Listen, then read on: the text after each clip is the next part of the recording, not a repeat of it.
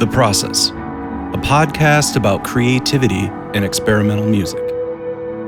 In the world of experimental music, outcomes and accolades for creators can be uncertain and at times seem far and few between.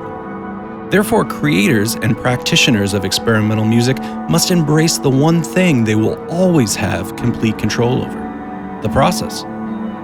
This podcast aims to understand this creative process by listening to new works and discussing them with their creators. Each episode focuses on one creator and their music. Understanding how and why they create can inform aspiring creatives and help audiences better understand and navigate experimental music. I'm Dr. Doug Bielmeyer, and I'll be your host as we explore the world of experimental music, creativity, and the human need to find purpose in their world and lives. This is The Process.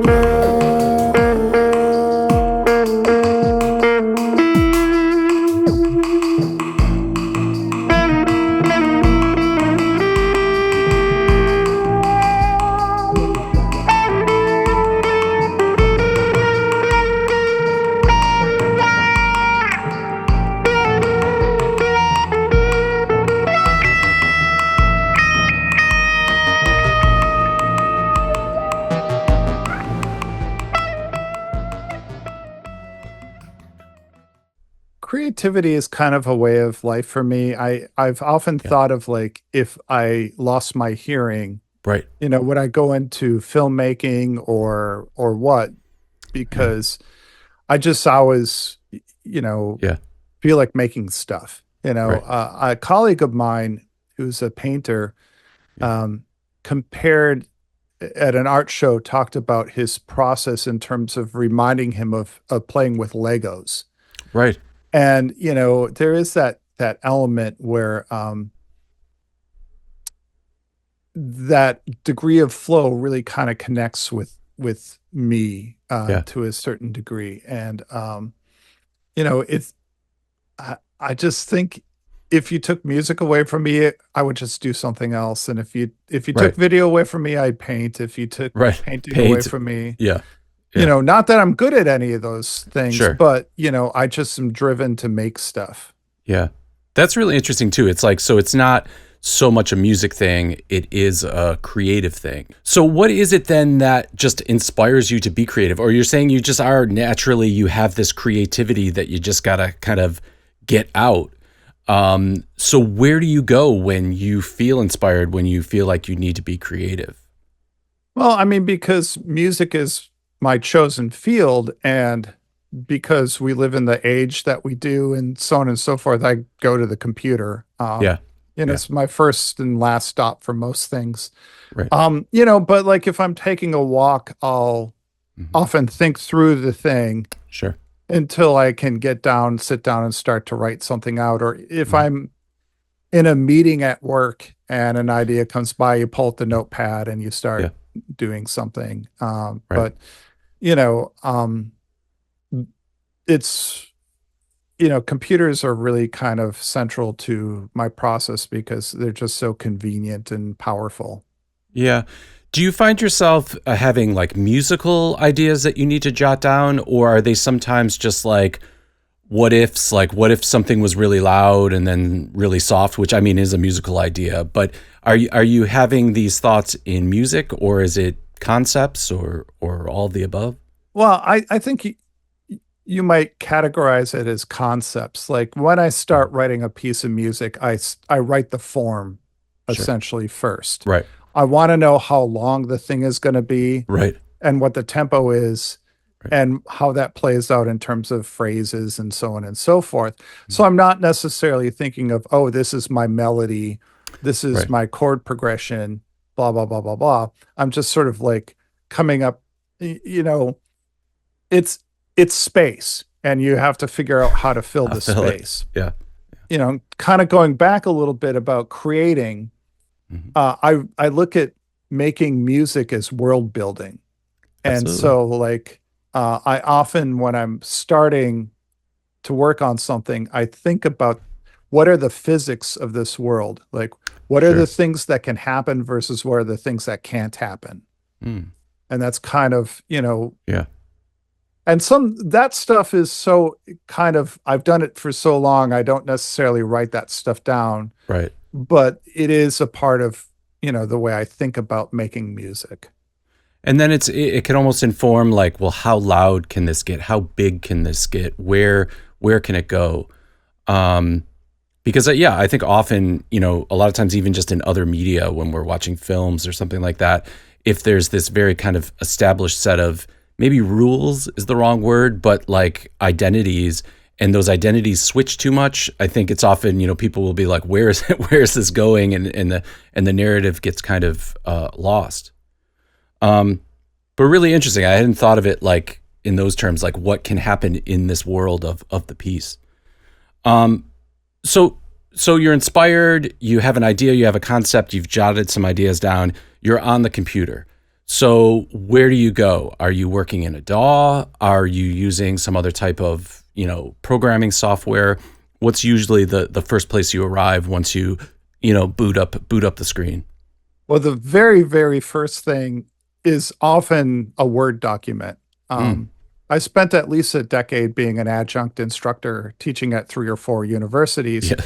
And if I was going to get any music written, I Hmm. had to be really organized. And so Yeah. I'll sketch out the entire form in Microsoft Word Hmm. so that if I only have 15 minutes, I can write the left hand of a Yeah. piano part for, Right. for Yeah. this one section. And then a Yeah. week later, I can come back and write the right hand of Wow. that Okay. same thing Yeah. or the violin or whatever.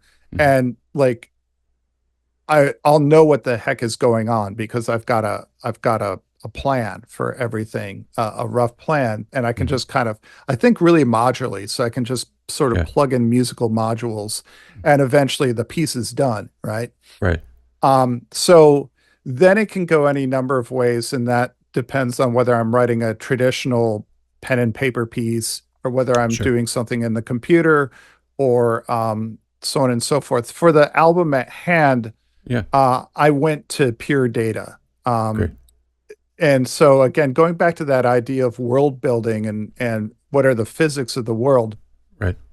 for those who aren't familiar with computer assisted composition, the idea is rather than write the piece of music yourself, you write a computer program that writes the piece of music Right. for you. Sure. And so it's kind of an iterative process where you Yeah. test out an idea, you Yeah. code it, hopefully your Yeah. code works, Yeah. and then you listen to what it did and it's like, well, I'd like more of this and less of that, and Right. wouldn't it be cool if it did this? And then you kind of tweak your code until it's like, okay, it's generating stuff I like. Right. And then in the case for that album, I would then record the output of that, which I'm using hardware synths and rather than sounds within Pure Data. So I'm Great. using actually hardware drum machines and synths. Hmm. and recording that as multi-tracked audio, Great. which I would then kind of mix down and edit into a backing track. Great. And then in that case, I work with a collaborator playing Hmm. guitar and I play the other instruments. Hmm. And again, it's very sectional, so I can kind of be like, I only have time to play one bass line tonight. So I'm, Right. pick the section and play the bass line and Yeah. edit it and so forth. Well, that's interesting. So that Microsoft Word golden form file, what type of things are in that file? Is it timings? Is it like at 2 minutes this is going to happen? Is it a form thing? Like how specific or how unspecific is it? It's related to measures, Hmm. essentially. Okay. I'm planning things out in terms of measures. Hmm. Another way I look at music, I look at music as a continuum from completely predictable to completely unpredictable. Right. And that if music is too predictable, it becomes boring. And Sure. if it's too unpredictable, then you can't engage with it. Yeah. It's Yeah. hard to wrap your mind around it. So I Yeah. like to try and think of my music as being right in the middle Right. so that it's predictable enough to cohere, but unpredictable enough to be engaging. Yeah. And so 90 to 95% of the music I've written for the last 10, 15 years, 20 years actually, Hmm. is based off of Sudoku. Hmm. Um, Yeah. The because numbers game. Sudoku, Yeah. yeah, it's a number, Hmm. I always think of writing music as being like a game. Sure. You're competing against boredom is what you're doing. Right. Right. I always tell students that writing Yeah. music is easy. Hmm. You make some sound, and Hmm. once it becomes boring, then you change. Right. You know, uh, Hmm. Now, of course, then I back it up and say like, well, it's easy in theory. In Sure. Sure. execution, Right. Right. so because Sudoku, the numbers are changing constantly. And Yeah. so it kind of ensures that your salad is well mixed, Right. essentially, and you're getting a decent variety out of things.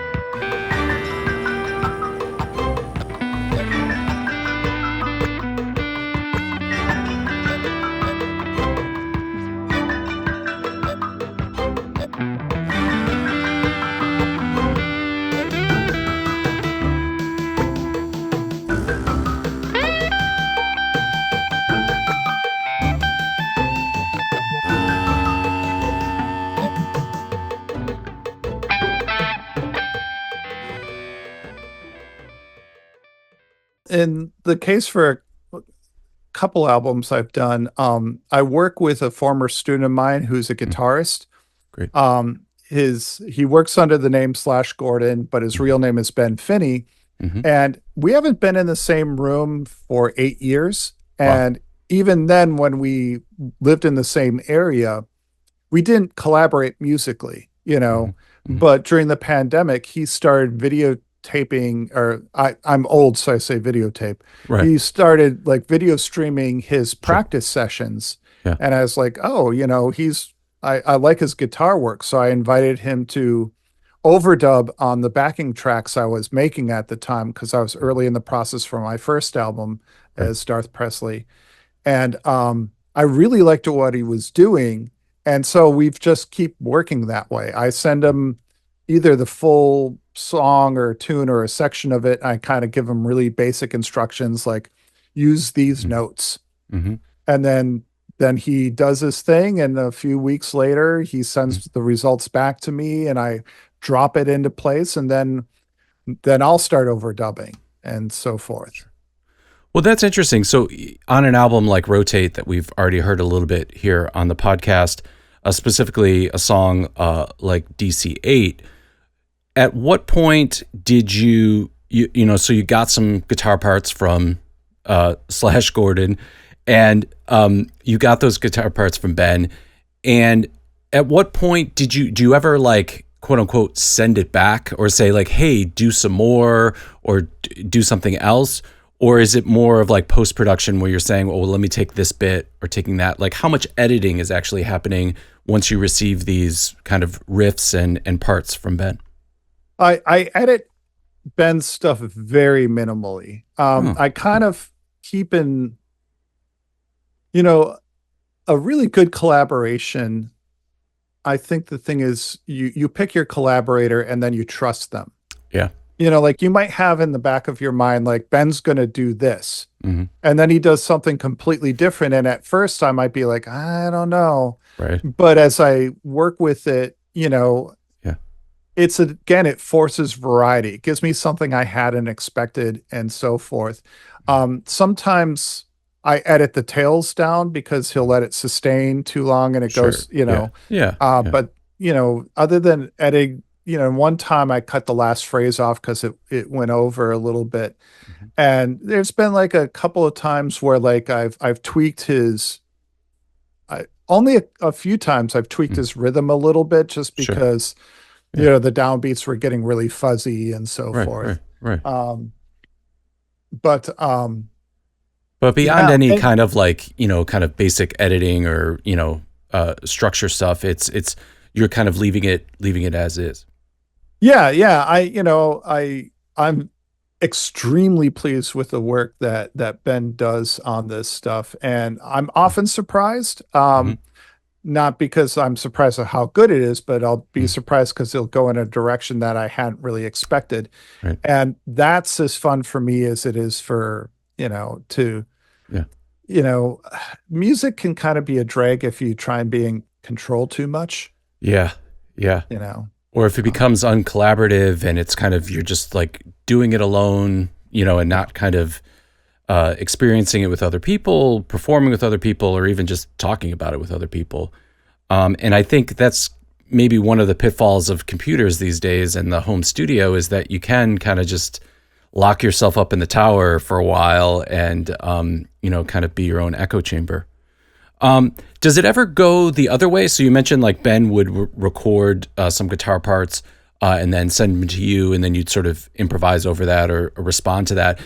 Are you ever sending tracks where you fully sort of improvised your part and you're looking for him to fill things in, or is the order consistent or varied on the piece? It varies. Usually he's getting the stuff without any of my tracks down, but Sure. sometimes I might be working ahead and Right. like lay down a few bass tracks. Right. But even then, I wouldn't say that they're fully done, Sure. So like he might like the most recent thing I sent him, I think I had played some bass on it Right. already, Yeah. but I wouldn't say it's anything major. Yeah. Yeah. So on a piece like DC8, there's a lot of things going on, and of course, it begins with it sounds like some of Ben's guitar is sort of the thing we're hearing first, and it kind of resides throughout the piece in the stereo field, like mostly to the left-hand side, depending on which way you have your headphones on. But for me, it's sort of on the left-hand side, and you can kind of hear the drum machines, you can hear some of the backing track behind it. But one of the things that really struck me in this track, or was really striking to me, was the use of strings in the track, because at times it felt like very much like MIDI strings, very sort of in the box kind of strings, and then other times it felt like a really organic, almost impromptu sort of quartet string idea. So I don't know if that was really the focus of this piece, but that's something that really stood out to me. So can you talk a little bit about that kind of story that happens throughout this track, where we kind of have all different types of strings recorded different ways and presented in different ways? So anything on that album that sounds like bowed string instruments Hmm. are bowed string instruments. Great. Um, I did play some electric cello on there, Hmm. and you can hear it because first off, it Hmm. sounds electric. Second off, I'm Yeah. not good, so there's no vibrato Okay. or anything like that. Yeah. But the thing that sounds like orchestral strings is Yeah. there's a company called Musiversal, and they used to Okay. be called, in their infancy, they were called the $99 Orchestra. Great. And at the time, for Yeah. $99, you got 7 minutes of Hmm. their time, Hmm. where in 7 minutes they Ah, can read and record about 1 minute of music. sure. And now over time it became, 14 minutes gets you 1 minute of music, and the Right. prices went up and so forth. Sure. But for my first album as Darth Presley, Yeah. I was only using notes from the C major scale. Great. So I kind of just wrote 1 minute of string stabs, and I Great. hired the string orchestra and just Yeah. chord, chord, Chord. Yeah. chord. And I Yeah. just reuse those samples on this album when they Hmm. when they fit well. Hmm. But for, you know, again, I'm nothing if not consistent. Hmm. Every piece on Rotate is in an ABA form essentially. Hmm. And so when you go from the B to the final A, um, I decided, I don't have the money to pay a string quartet to play for the whole album, but Right. I had enough money to hire them to pay for just the transitions. Right. So I wrote a string quartet part Hmm. for each movement. That would be about 8 bars before the Sure. transition and about 8 bars after. Right. And so they all kind of have like you Yeah. rise and then you Right. fall sort of feel Sure. to it. Yeah. But I know a violist in Providence who's really into modern music, and Hmm. he threw the group together. I Hmm. paid them each, Hmm. and we banged it out in an hour. We Hmm. went to the cellist's house, and I brought a portable setup. Sure. And for each of the nine, because there's 9 tracks on the album, Hmm. we were able to get anywhere from 1 to 3 Hmm. takes of it. Great. And sometimes, you know, Yeah. you have only one usable take. A couple Right. times I had 2 usable takes, and they overdub really nicely to make a string octet. So I Yeah. don't remember whether this one is an octet or a quartet, but Hmm. yeah, Hmm. so it's real strings and recorded in someone's living room.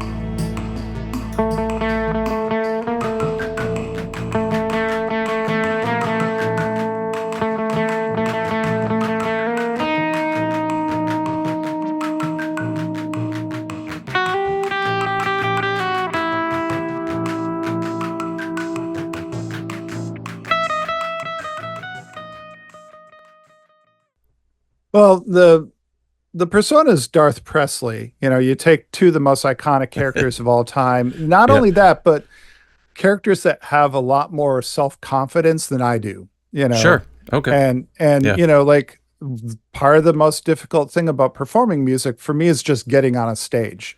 Yeah. You know, I know that when I perform, I often, if I can stand behind a speaker, I usually stand behind the speaker. Right. You know, that's just who I am. But I agree with you. Performing is stressful. It is. It's very stressful. The more I do it, the less stressful it is. But it's a whole different thing. And I don't feel like it's connected to, like you talked about, this urge to create. I feel like it's kind of disconnected from that in a way, for me at least. So I see that it's taking time away from other things that I can be doing. So the Darth Presley persona, it lets me know that what I'm going to listen to, you talked about, being very serious and taking things seriously. That kind of lets me know that, like, this composer or this artist is not going to be entirely serious, and there's something about them that there's going to be some camp or some quirk to this. Not to say that the music's not intricate, but there's this, it's immediately engaging.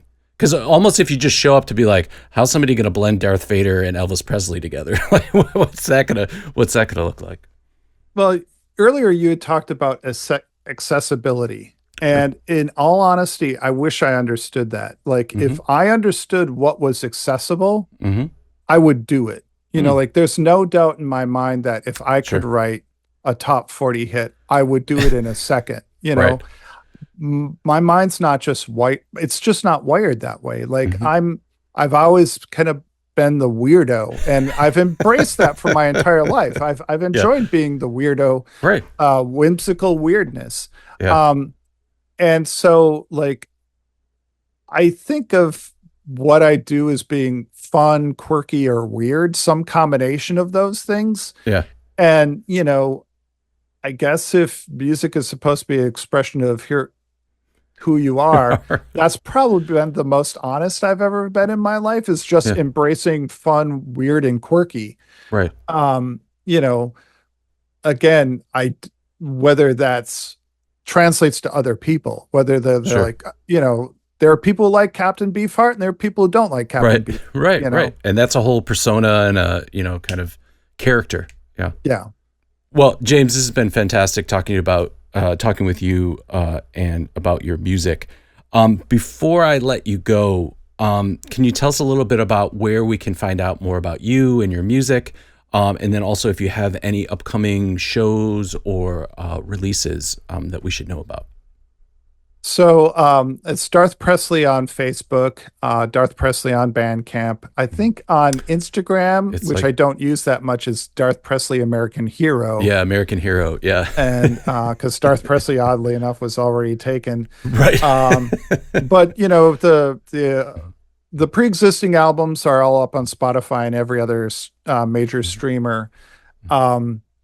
I don't have any performances scheduled because I'm an academic. The school year gets busy with me. So if one falls in my lap, I take it, but I don't usually pursue it during the school year. But my next album, which I'm really excited about, which will be in somewhat a similar vein, I'm going to start releasing tracks in April. Great. Like a track every 2 weeks until everything's out. It should be complete in December 2026. So great. The leading up to that, it'll be released on Bandcamp only. And then once the whole album is available, then it'll go up on the other streamers.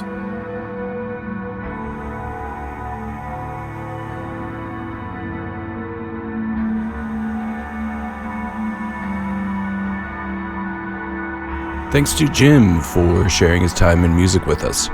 If you enjoyed this episode, please check out other episodes on the series.